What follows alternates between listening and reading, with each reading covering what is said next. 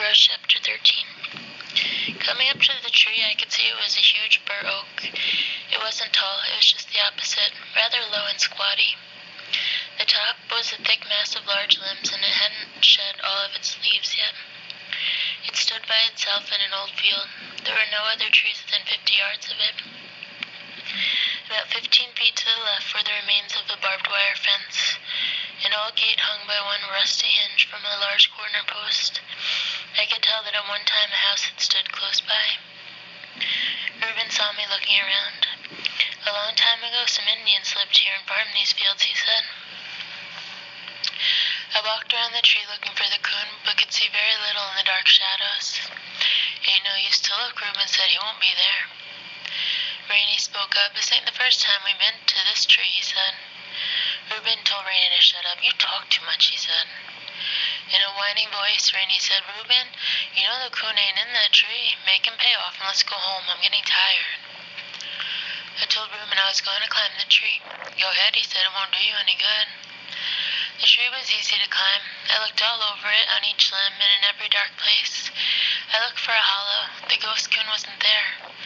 I climbed back down, scolded old Dan to stop his loud bawling, and looked for little Ann. I saw her far up the old fence row, sniffing and running here and there. I knew the ghost coon had pulled a real trick, but I couldn't figure out what it was. Little Ann had never yet barked treed. I knew if the coon was in the tree, she wouldn't still be searching for a trail. Old Dan started working again. My dogs covered the field. They circled and circled. They ran up and down the barbed wire fence on both sides. I knew the coon hadn't walked the barbed wire. Ghost or no ghost, he couldn't do that. I walked over to the old gate and looked around. I sat down and stared up into the tree. Little Ann came up to me. Old Dan, giving up his search, came back to the tree and bawled a couple of times. I scolded him again. Reuben came over. Leering at me, he said, You give up? I didn't answer. Little Ann once again started searching for the lost trail. Old Dan went to help her. Rainey said, I told you that you couldn't tree the ghost coon. Why don't you pay off so we can go home? I told him I hadn't given up. My dogs were still hunting. When they gave up, I would too. Reuben said, Well, we're not going to stay here all night. Looking back to the tree, I thought perhaps I'd overlooked something. I told Reuben I was going to climb it again. He laughed. Go ahead. Won't do any good. You climbed it once. Ain't you satisfied? No, I'm not satisfied, I said. I just don't believe in ghost coons. Reuben said, I don't believe in ghosts either, but facts are facts. To tell you the truth, I've climbed that tree 12 times, and there just ain't no place in it for a coon to hide. Rainey spoke up. Our old blue hound has treed the ghost coon in this tree more times than one. Maybe you two don't believe in ghosts, but I do. Why don't you pay off so we can get away from here? I'll climb it one more time, I said. If I can't find him, I'll pay off. Climbing up again, I searched and searched. When I got through, I knew the ghost coon wasn't in that tree.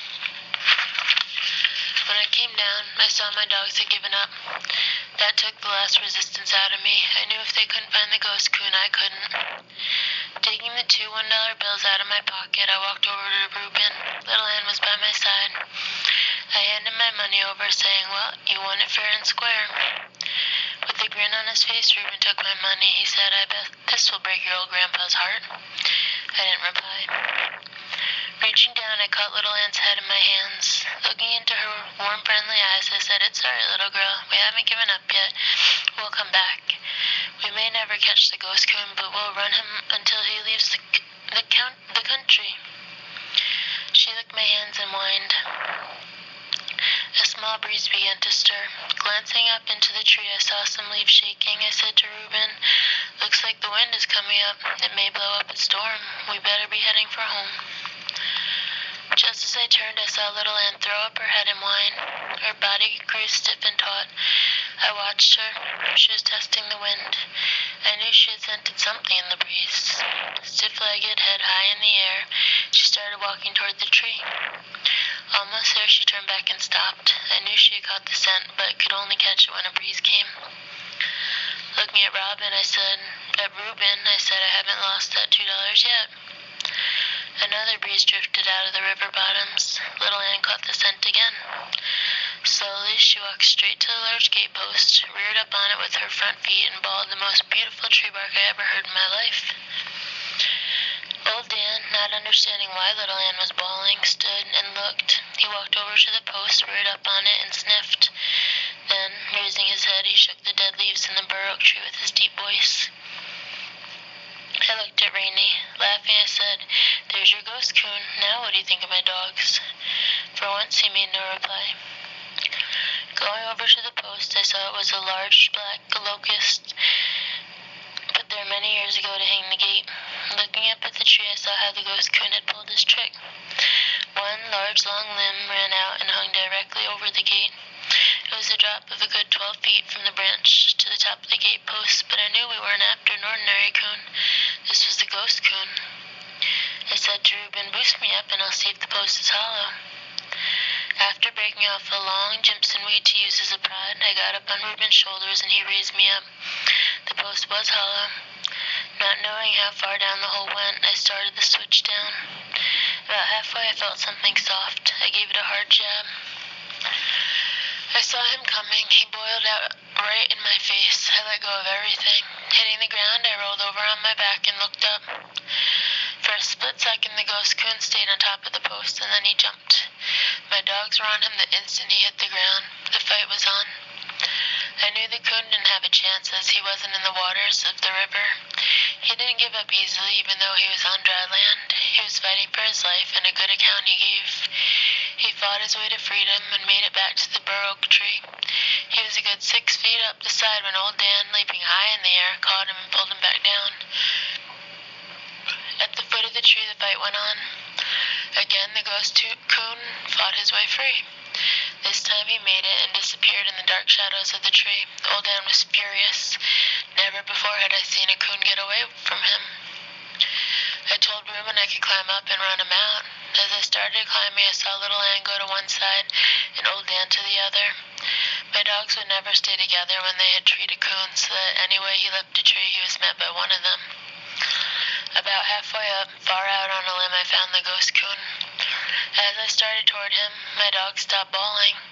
I heard something I had heard many times. The sound was like the cry of a small baby. It was the cry of a ringtail coon when he knows it is the end of the trail. I never liked to hear this cry, but it was all in the game, the hunter and the hunted. As I sat there on the limb looking at the old fellow, he cried again. Something came over me. I didn't want to kill him. I hollered down and told Reuben I didn't want to kill the ghost coon. He hollered back, "Are you crazy?" I told him I wasn't crazy, I just didn't want to kill him. I climbed down. Reuben was mad. He said, "What's the matter with you?" "Nothing," I told him. "I just don't have the heart to kill the coon." I told him there were plenty more. Why kill him? He had lived here a long time, and more than one hunter had listened to the voices of his hounds bawling on his trail. Rainey said, "He's chicken liver, that's what it is." I didn't like that, but not wanting to argue, I didn't say anything. Reuben said, "I'll go up and run him out." "I won't let my dogs kill him," I said. Reuben glared at me. "I'm going up and run that coon out," he said. "If you stop your dogs, I'm going to beat you half to death." "Do it anyway, Reuben," Rainey said. "I have a good mind to," said Reuben. Just as Reuben started to climb the tree, old Dan growled. He was staring into the darkness. Something was coming. "What's that?" I asked. "I don't know," Reuben said. "Don't sound like anything I ever heard." "It's ghosts," Rainey said. "Let's get away from here." An animal was coming out of the darkness. It was walking slowly in an odd way, as if it were walking sideways. The hair on the back of my neck stood straight out. As the animal came closer, Rainey said, "Why, it's old Blue. How did he get loose?" It was a big blue tick hound. Around his neck was a piece of rope about 3 feet long. One could see that the rope had been gnawed in two. The frayed end had become entangled in a fair-sized dead limb. Dragging the limb was what made the dog look so odd. I felt much better when I found out what it was. The blue tick hound was like the Pritchard, mean and ugly. He was a big dog, tall and heavy. His chest was thick and solid. He came up growling. The hair on his back was standing straight up. He walked stiff-legged around old Dan, showing his teeth. I told Rainey he better get a hold of his dog, or there was sure to be a fight. "You better get a hold of your dog," he said. "I'm not worried about old Blue. He can take care of himself." I said no more. Don't make no difference now whether you kill the ghost coon or not, Reuben said. Old Blue will take care of him.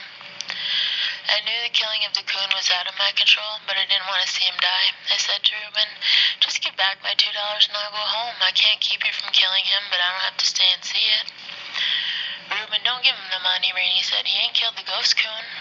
That's right, Reuben said. You ain't, and I wouldn't let you now even if you wanted to. I told them my dogs had treed the ghost coon, and that was the bet, to tree the ghost coon. No, it wasn't, Reuben said. You said you would kill him. It was no such thing, I said. I've done all I said I would. Reuben walked up in front of me. He said, I ain't going to give you the money. You didn't win it fair. Now what are you going to do about it? I looked into his mean eyes. I started to make some reply, but decided against it. He saw my hesitation and said, you better get your dogs and get out of here before you get whipped. In a loud voice, Rainey said, bloody his nose, Reuben. I was scared. I couldn't whip Reuben. He was too big for me. I started to turn and leave when I thought of what my grandfather had told them. You better remember what my grandpa said, I reminded them. He'll do just what he said he would. Reuben didn't hit me. He just grabbed me and with his brute strength threw me down on the ground. He had me on my back with my arms outspread. He had a knee on each arm. I made no effort to fight back. I was scared. If you say one word to your grandpa about this, Reuben said, I'll catch you hunting some night and take my knife to you. Looking up into his ugly face, I knew he would do just what he said. I told him to let me up and I would go and not say anything to anyone. Don't let him up, Reuben, Rainey said. Beat the hell out of him or hold him and let me do it. Just then I heard growling and a commotion off to one side. The blue hound had finally gotten a fight out of old Dan. Turning my head sideways, I could see them standing on their hind legs, tearing and slashing at each other. The weight of the big hound pushed old Dan over. I told Reuben to let me up so we could stop the fight. He laughed. Well, my dog is whipping yours. I think I'll just work you over a little. So saying, he jerked my cap off and started whipping me in the face with it. I heard Rainey yell, Reuben, they're killing old Blue. Reuben jumped up off me. I clambered up and looked over to the fight. What I saw thrilled me. Faithful little Ann, bitch though she was, had gone to the assistance of old Dan. I knew my dogs were very close to each other. Everything they did was done as a combination, but I never expected this. It is a very rare occasion for a bitch dog to fight another dog, but fight she did. I could see that little Ann's jaws were glued to the throat of the big hound. She would never loosen that deadly hold until the last breath of life was gone. Old Dan was tearing and slashing at the soft belly. I knew the destruction his long, sharp teeth were causing. Again, Randy yelled, Reuben, they're killing him. They're killing old Blue. Do something quick. Reuben darted over to one side, grabbed my axe from the ground, and said in a loud voice, I'll kill them damn hounds. At the thought of what he was going to do with the axe, I screamed and ran for my dogs. Reuben was about 10 feet ahead of me, bent over, running with the axe held out in front of him. I knew I could never get to them in time. I was screaming, no, Reuben, no. I saw the small stick when it whipped up from the ground. As if it were alive, it caught between Reuben's legs. I saw him fall. I ran on by. Reaching the dogfight, I saw the big hound was almost gone. He had long since ceased fighting. His body lay stretched full length on the ground. I grabbed old Dan's collar and pulled him back. It was different with little Ann. Pull as I might, she wouldn't let go of that hound's throat. Her jaws were locked. I turned old Dan loose and, getting astraddle of little Ann, I pried her jaws apart with my hands. Old Dan had darted back in. Grabbing his collar again, I pulled him off to one side. The blue hound lay where he was. I thought perhaps he was already dead, and then I saw him move a little. Still holding my dogs by their collars, I looked back. I couldn't understand what I saw. Reuben was laying where he had fallen. His back was toward me, and his body was bent in a U shape. Rainey was standing on the other side of him, staring down. I hollered and asked Rainey, what's the matter? He didn't answer. He just stood as though in a trance, staring down at Reuben. I hollered again. He still didn't answer. I didn't know what to do. I couldn't turn my dogs loose. They would go for the hound again. Again, I hollered at Rainey, asking him to come and help me. He neither moved nor answered. I had to do something. Looking around, my glance fell on the old barbed wire fence. I led my dogs to it. Holding onto their collars with one hand, I worked a rusty barbed wire backwards and forwards against the staple until it broke.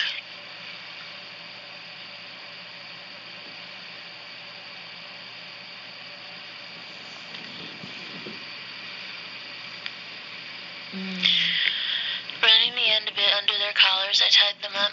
They made 2 or 3 lunges toward the hound, but the wire held. I walked over and stopped at Rainey's side. I again asked, "What's the matter?" He said not a word. I could see that Rainey was paralyzed with fright. His mouth and eyes were open wide and his face was as white as chalk. I laid my hand on his shoulder. At the touch of my hand, he jumped and screamed. Still screaming, he turned and started running. I watched him until he disappeared in the darkness. Looking down at Reuben, I saw what had paralyzed Rainey. When Reuben had tripped, he had fallen on the axe. As it entered his stomach, the sharp blade had sunk to the eye of the double-bitted axe. Turning my back to the horrible sight, I closed my eyes. The muscles of my stomach knotted and jerked. A nauseating sickness spread over my body. I couldn't look at him. I heard Reuben whisper. Turning around, I knelt down by his side with my back to the axe. I couldn't understand what he was whispering. Kneeling down closer, I heard and understood. In a faint voice, he said, "Take it out of me." I hesitated. Again, he pleaded, "Please take it out of me." Turning around, I saw his hands were curled around the protruding blade as if he himself had tried to pull it from his stomach. How I did it, I'll never know. Putting my hands over his and pressing down, I pulled the axe from the wound.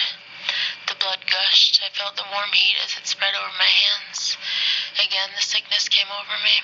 I stumbled to my feet and stepped back a few paces. Seeing a movement from Reuben, I thought he was going to get up. With his hands, he pushed himself halfway up. His eyes were wide open, staring straight at me. Stopping in his effort of getting up, still staring at me, his mouth opened as if to say something. Words never came. Instead, a large red bubble slowly worked its way out of his mouth and burst. He fell back to the ground. I knew he was dead. Scared, not knowing what to do, I called for Rainey. I got no answer. I called his name again and again. I could get no reply. My voice echoed in the darkness of the silent night. A cold chill ran over my body. I suppose it is natural at a time like that for a boy to think of his mother. I thought of mine. I wanted to get home. Going over to my dogs, I glanced to where the blue hound was. He was trying to get up. I was glad he wasn't dead. Picking up my lantern, I thought of my axe. I left it. I didn't care if I never saw it again. Knowing I couldn't turn my dogs loose, I broke off enough of the wire to lead them. As I passed under the branches of the bur oak tree, I looked up into the dark foliage. I could see the bright eyes of the ghost coon. Everything that had happened on this terrible night was because of his very existence, but it wasn't his fault. I also know he was a silent witness to the horrible scene. Behind me lay the still body of a young boy. On my left, a blue-tick hound lay torn and bleeding. Even after all that had happened, I could feel no hatred for the ghost coon and was not sorry I had let him live. Arriving home, I awakened my mother and father. Starting at my grandfather's mill, I told everything that had happened. I left nothing out. My mother had started crying long before I completed my story. Papa said nothing, just sat and listened. When I had finished, she kept staring down at the floor in deep thought. I could hear the sobbing of my mother in the silence. I walked over to her. She put her arms around me and said, "My poor little boy." Getting to his feet, Papa reached for his coat and hat. Mama asked him where he was going. "Well, I'll have to go up there," he said. "I'm going to get Grandpa, for he's the only man in the country that has authority to move the body." Looking at me, he said, "You go across the river and get old man Lowry, and you may as well go on up and tell the Bufords too. Tell him to meet us at your grandfather's place." I hurried to carry the sad message. The following day was a nasty one. A slow, cold drizzle had set in. Feeling trapped indoors, I prowled from room to room. I couldn't understand why my father hadn't come back from the Pritchards. I sat by the window and watched the road. Understanding my feelings, Mama said, "Billy, I wouldn't worry. He'll be back before long. It takes time for things like that." "I know," I said, but you would think he would have been back by now. Time dragged slowly by. Late in the afternoon, I saw Papa coming. Our old mule was jogging along. Water was shooting out from under his feet in small squirts at every step. Papa had tied the halter rope around the mule's neck. He was sitting humped over and his hands jammed deep in the pockets of his patched and worn mackinaw.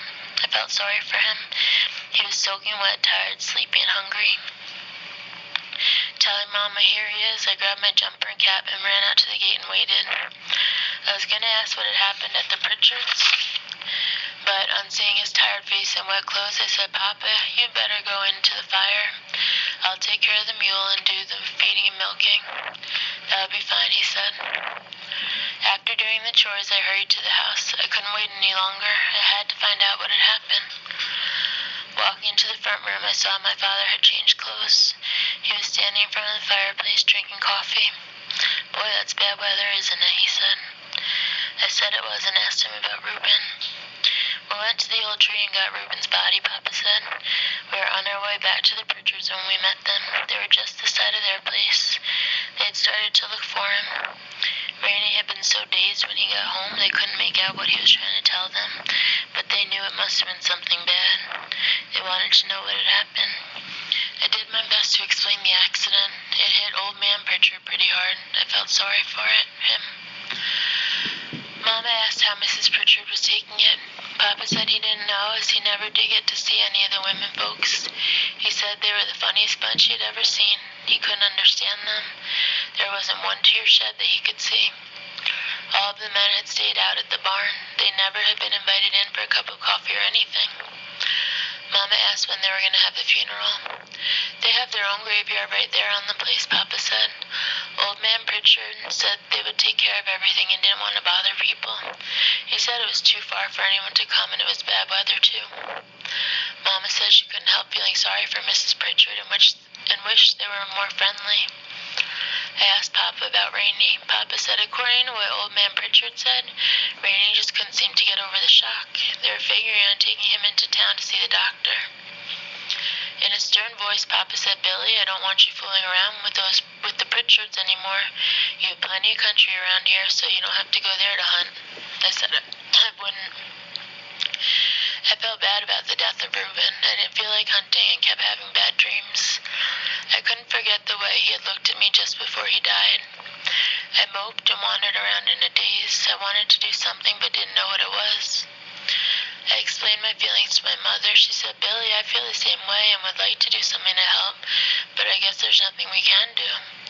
There are people like the Pritchards all through the hills. They live in little worlds of their own and are all alone. They don't like to have outsiders interfere." I told my mother I'd been thinking about how dangerous it was to carry an axe while hunting, and I had decided I'd save a few coon hides and get a good gun. Boy, I just shouldn't have mentioned getting a gun. My mother got sitting hen mad. "You're not getting a gun," she said. "I won't have that at all.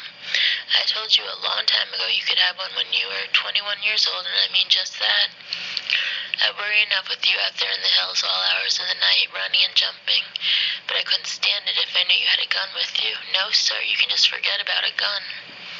"Yes, Mom," I said, and skulked off to my room. Lying on my bed, still trying to figure out what I could do to help, I glanced over to the wall. There, tied in a small bundle, was just what I needed. Some time back, my sisters had made some flowers for Decoration Day. They had given me a small bouquet for my room.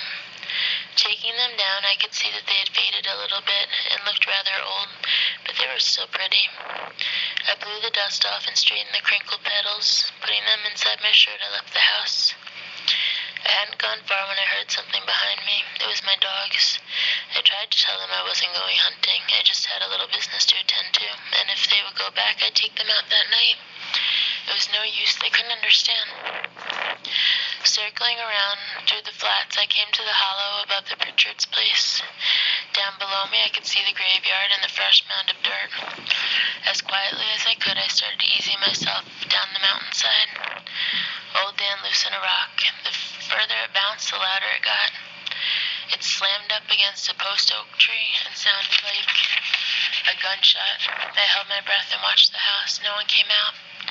I glared at old Dan. He wagged his tail, and just to show off, he sat down on his rear and started digging at a flea with his hind leg. The way his leg was thumping in the leaves, anyone could have heard it for a mile. I waited until he quit thumping before starting on. Reaching the bottom, I had about 20 yards of clearing to cross, but the grass and bushes were pretty thick. Laying down on my stomach, with my heart beating like a trip hammer, I wiggled my way to Reuben's grave. I laid the flowers on the fresh mound of earth and then turned around and waited for the timber. Just as we reached the mountaintop, my foot slipped and I kicked loose a large rock.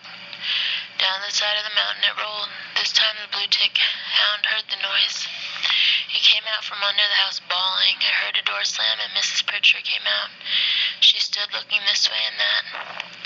The hound ran up to the graveyard and started sniffing and bawling. Mrs. Pritchard followed him. Seeing the flowers on Reuben's grave, she picked them up and looked at them.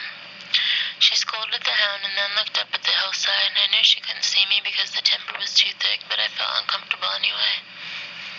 Scolding the hound again, she knelt down and arranged the flowers on the grave. Taking one more look at the hillside, she started back. Halfway to the house, I saw her reach down and gather the long cotton skirt in her hand and dab at her eyes.